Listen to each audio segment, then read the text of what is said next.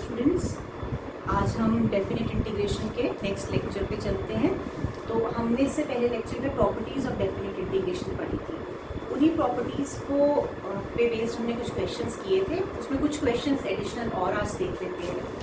तो first question जो है जो आज डील करेंगे, ये क्वेश्चन है minus pi by two to pi by two. मान लीजिए हम लेते हैं sine raise to the power 7x। Suppose हमें ये क्वेश्चन दिया गया है, तो जो 6 प्रॉपर्टीज हमने पढ़ी थी होपफुली आपने वो सारी अच्छे से लर्न कर ली होंगी, रिवाइज कर ली होंगी। देखते ही आपको तुरंत ये समझ में आना चाहिए कि इसकी जो अपर लिमिट और लोअर लिमिट है वो एक दूसरे के नेगेटिव है। Minus A to A F x D x type का फंक्शन यहाँ पे हमारे पास अवेलेबल है। तो उसके लिए हम क्या करते हैं, हम चेक करते हैं whether the given function is even और ऑड। अब इवन और ऑड फंक्शन कैसे चेक किया जाएगा? यहाँ जो फंक्शन एफ एक्स हमें दे रखा है ये है sine raise to the power 7x, sine की पावर 7x। तो हम सबसे पहले f of minus x check करके देखते हैं। एफ ऑफ माइनस एक्स का मतलब हुआ साइन ऑफ माइनस एक्स की होल पावर 7। साइन की पावर 7x का मतलब, क्योंकि एक्चुअली क्या होता है साइन एक्स की होल पावर 7। तो एफ ऑफ माइनस एक्स जब आप कैलकुलेट करेंगे, एफ ऑफ माइनस एक्स की वैल्यू आपके पास ये आ जाएगी। Sine of minus theta is equal to minus sine theta. तो ये माइनस साइन एक्स आ गया और इसकी होल पावर 7। जब आप इसको ओपन करेंगे तो ये आपके पास आएगा माइनस 1 की पावर 7 इंटू साइन एक्स की पावर 7। माइनस 1 की पावर 7 का मतलब माइनस 1 और ये आ गया sine raise to the power 7x। और साइन की पावर 7x कुछ नहीं है, ये एक्चुअली fx ही है। तो ये वैल्यू आपके पास आ गई माइनस fx के इक्वल। तो आपको ये पता चल गया कि ये फंक्शन इस पर्टिकुलर फंक्शन के लिए, अदरवाइज जब आप क्वेश्चंस करेंगे तो देखते ही तुरंत समझ जाएंगे कि ये अगर आप जानते हैं कि fx कैसा फंक्शन है, odd function. Sine of minus x is equal to minus sine x है, ये हमें मालूम ही है। पावर अगर 7 हो जाएगी तो 7 मतलब ऑड पावर के केस में नेगेटिव साइन रिटेन होगा। तो f of minus x will be equal to minus f x, इस केस में हमें प्राप्त हो गया। हेंस जो इंटीग्रल आई था, इस इंटीग्रल का मान हमारे पास आ जाएगा 0। कैसे? हमने प्रॉपर्टी पढ़ी थी कि अगर हमारे पास कभी भी minus A to A F x D x दिया हुआ हो तो इसका मान 0 होता है, प्रोवाइडेड अगर ये function F of minus x minus f x के बराबर हो, या फिर अगर ये कह लें कि ये फंक्शन ऑड फंक्शन है। तो आउटराइटली इस इंटीग्रल का रिजल्ट आपके पास 0 आ जाएगा, राइट? ऐसे ही हम एक आध क्वेश्चन और डील करते हैं। चलिए अब नेक्स्ट क्वेश्चन है minus pi by two to pi by two sine raise to the power 2x। Suppose हम ये क्वेश्चन लेते हैं। तो सबसे पहला काम, लिमिट्स आपको इस फॉर्म की मिल गई, चेक करना है कि ये फंक्शन इवन है, ऑड है, या दोनों में से कुछ भी नहीं है। तो पहले हम fx लिख लेते हैं। fx मतलब ये फंक्शन जो दिया है, ये फंक्शन दे रखा है हमें साइन स्क्वायर x। इसके बाद आप f of minus x calculate करें। f ऑफ माइनस एक्स का मतलब x के प्लेस पे आप माइनस एक्स रख दें, तो ये हो जाएगा साइन ऑफ माइनस एक्स का whole square, right? Sine of minus theta का मतलब माइनस साइन थीटा, तो ये माइनस साइन एक्स का होल स्क्वायर आपको मिल गया। नेगेटिव का स्क्वायर किया प्लस, ये आ गया आपके पास sine square X, right? Sine square X F X का ही वैल्यू है। तो इसका मतलब एफ ऑफ माइनस एक्स यहाँ पे आपको एफ एक्स के बराबर मिल गया, ये इवन फंक्शन आपने यहाँ प्राप्त कर लिया। तो ये जो गिवन इंटीग्रल है आई, अब ये इंटीग्रल किस फॉर्म में रिड्यूस हो जाएगा? एक बार इसको रिवाइज कर लेते हैं। हमने ये पढ़ा था कि अगर हमारे पास minus A to A F x D x type का कोई क्वेश्चन दे दिया जाए तो इसकी वैल्यू होती है twice 0 to A F x D X, अगर F of minus x F x के बराबर हो। ये हम रिजल्ट पढ़ चुके हैं।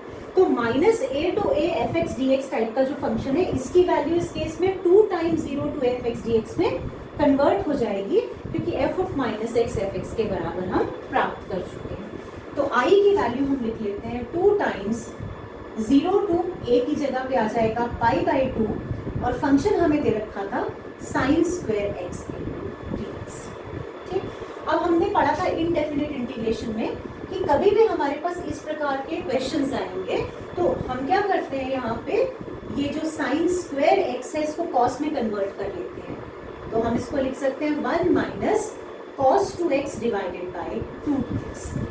ये हम पहले स्टडी कर चुके हैं जब हम इनडेफिनिट इंटीग्रेशन पढ़ते थे। कैंसिल, तो हमारे पास यहाँ से वैल्यू आ गई, दिस इज इक्वल टू 1 का integration x minus sine 2x divided by 2, cos 2x का integration sign 2x divided by 2, और इसकी जो लिमिट्स है वो आप पुट कर दें फ्रॉम 0 टू पाई।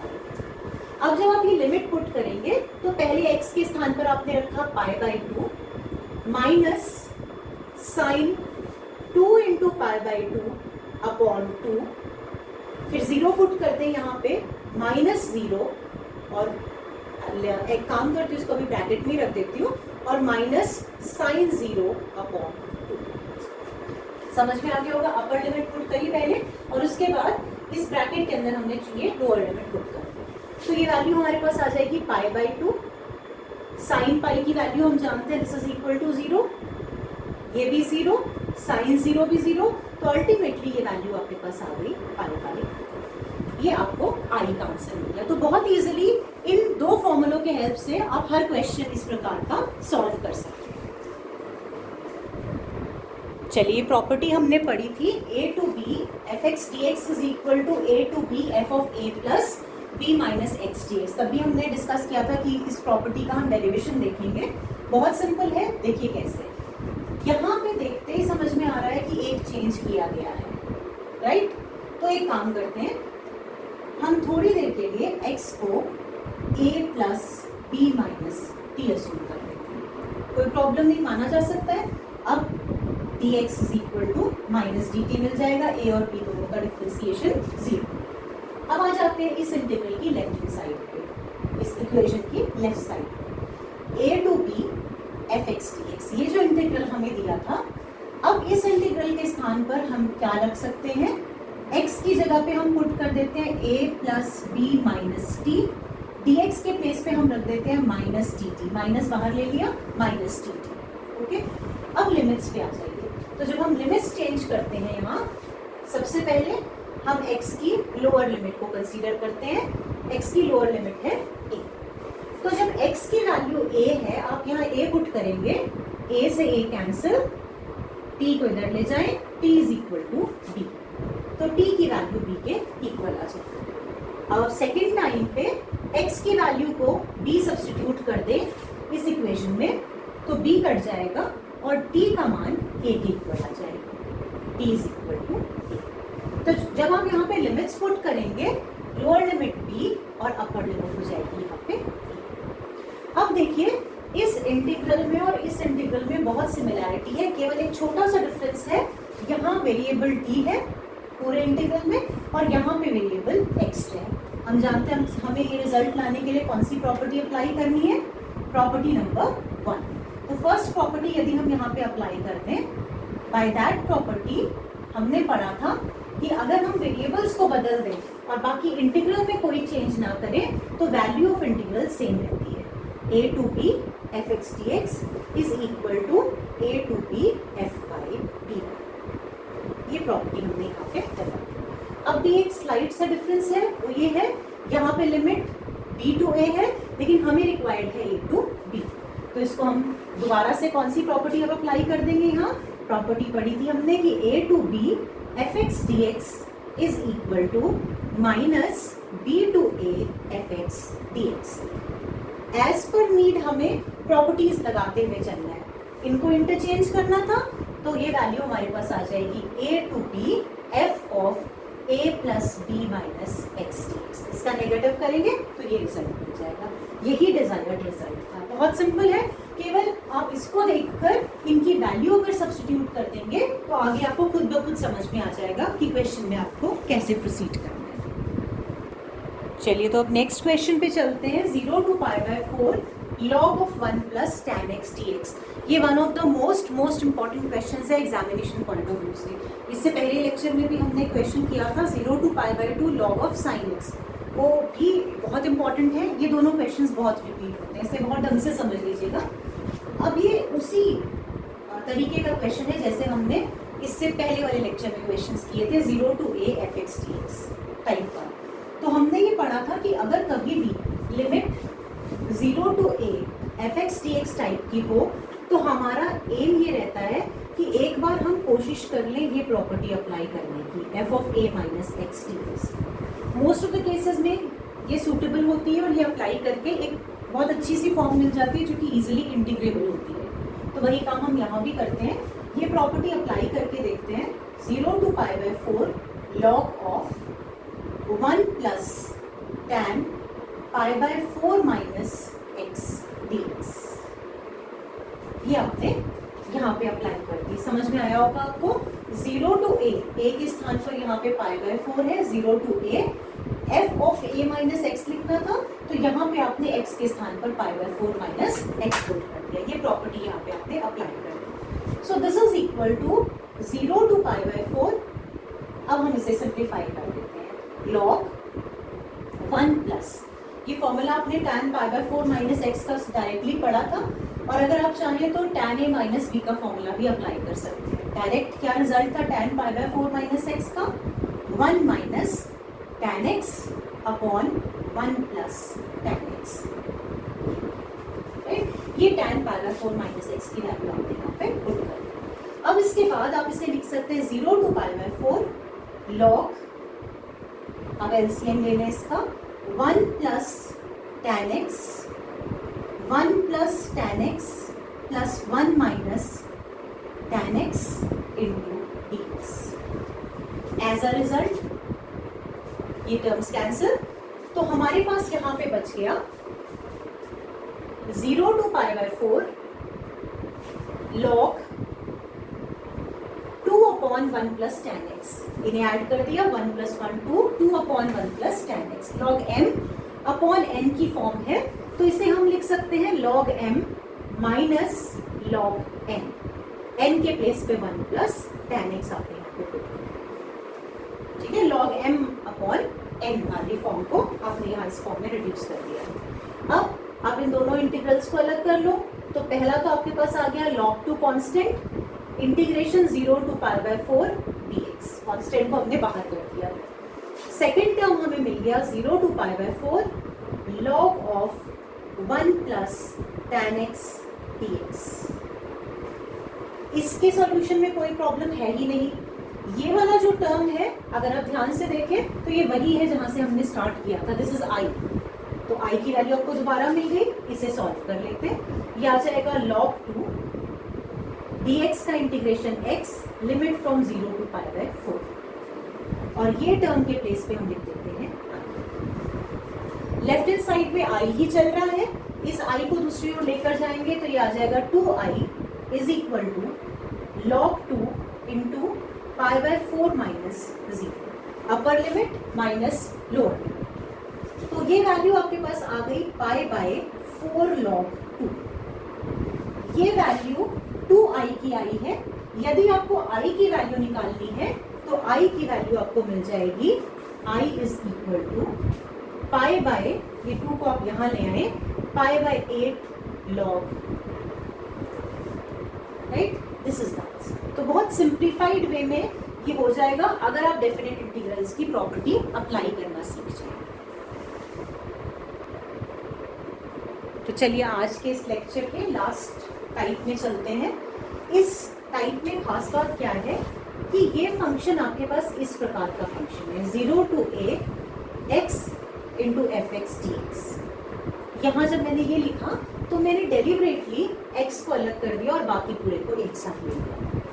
जो तरीका मैं बताने जा रही हूँ वो तभी आप अप्लाई कर पाएंगे यदि f of a minus x fx के बराबर। लेकिन हम ऐसा क्यों डिस्कस कर रहे हैं यहाँ पे?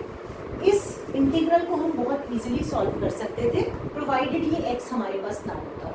ये x एक प्रॉब्लमेटिक टर्म है, क्योंकि अगर ये नहीं होता तो हम आराम से cos x को p एज्यूम कर लेते और सब्स्टिट्यूशन मेथड से इसको सॉल्व कर लेते। तो यहाँ इस प्रॉब्लम को रूल आउट करने के लिए हम जो प्रॉपर्टी यूज करते हैं वो वही 0 to a वाली प्रॉपर्टी।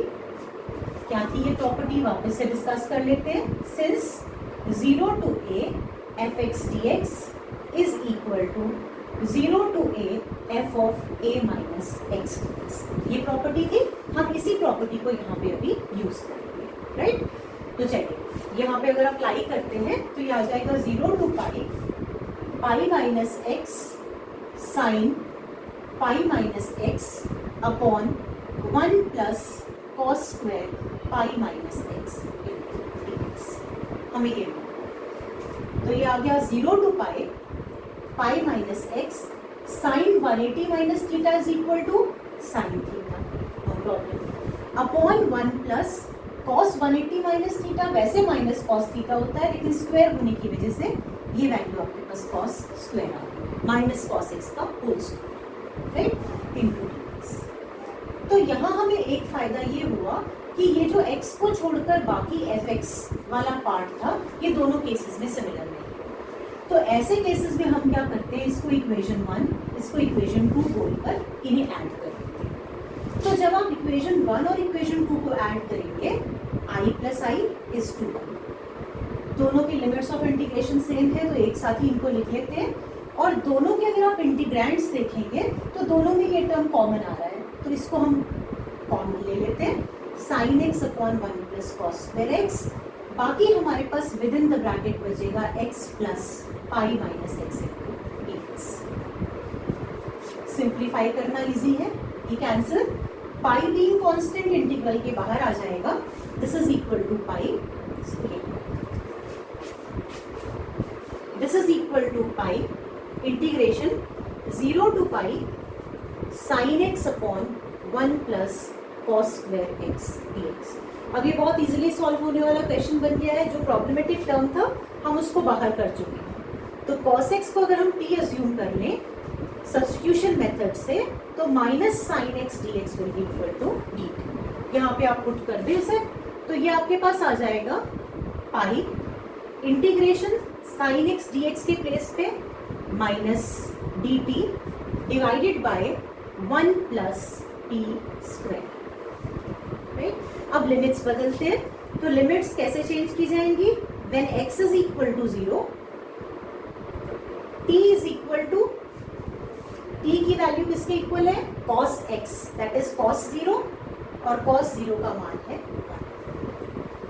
और जब x की वैल्यू पाई है तो t is equal to cos pi और cos पाई की वैल्यू होती है माइनस पाई।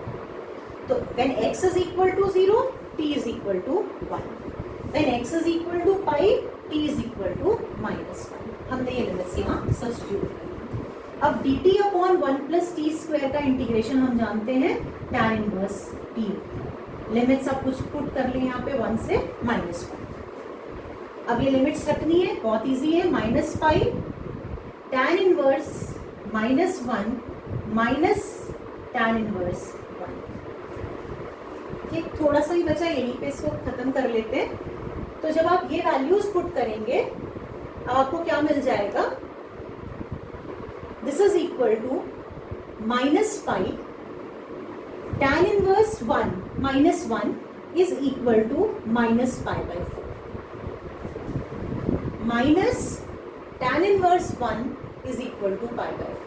tan की वैल्यू 1 कब होती है, पाई बाय 4 पे, और minus 1 minus pi by 4, minus pi minus 2 pi by 4 that is pi by 2, cancel, तो ये आपके पास आ जाएगा पाई स्क्वायर पाई 2, राइट।